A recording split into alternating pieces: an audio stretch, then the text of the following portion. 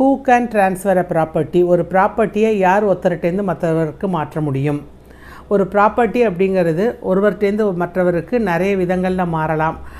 Gift டீட் மூலியமாக, sale மூலியமாக, release டீட் மூலியமாக, செட்டில்மெண்ட் மூலியமாக, வில் மூலியமாக நிறைய மாறலாம். ஆனால் யாரால் அதை மாற்ற முடியும்? ஒரு person who is capable of signing in the contract.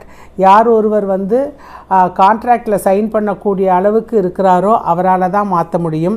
18 வயதிற்கு மேற்பட்டவராக இருக்கணும், புத்தி சுவாதீனத்தோடு இருக்கணும், அன்லாஃபுல் பர்சனாக அவர் இருக்கக்கூடாது. அன்லாஃபுல் பர்சன்னா அவர் தவறான விஷயங்களில் ஈடுபட்டிருக்கிறவராக இருக்கக்கூடாது. அதுவும் இல்லாமல் அந்த மாற்றக்கூடிய அந்த சொத்து வந்து ப்ராப்பராக மாறக்கூடிய சொத்தாக இருக்கணும். ஒரு இன்சால்வன்சியோ, ஒரு ஏலியனோ இல்லை அந்த மாதிரி இருக்கிறவங்களால சொத்தை ஒருத்தர் மேலேருந்து இன்னொருத்தருக்கு மாற்ற முடியாது. அந்த ட்ரான்ஸ்ஃபர் பண்ணுற ப்ராப்பர்ட்டி வந்து ட்ரான்ஸ்ஃபரபிள் ப்ராப்பர்ட்டியாக இருக்கணும், நான் ட்ரான்ஸ்ஃபரபிள் ப்ராப்பர்ட்டியாக இருக்கக்கூடாது. நம்ம லீகலி கேப்பபிளாக இருக்கணும், ஒரு கான்ட்ராக்டில் சைன் பண்ணுறவங்களா இருக்கணும், ஒரு அக்ரிமெண்ட்டில் என்டர் ஆகக்கூடியவங்களா இருக்கணும். சின்ன குழந்தைக்காக, ஒரு மைனருக்காக ஒருத்தர் வந்து ப்ராப்பர்ட்டியை ட்ரான்ஸ்ஃபர் பண்ணுறாருன்னா அவர் வந்து கோர்ட் ஆர்டர் வாங்கியிருக்கணும், அவர் அந்த குழந்தையுடைய லீகல் கார்டியனாக இருக்கணும்.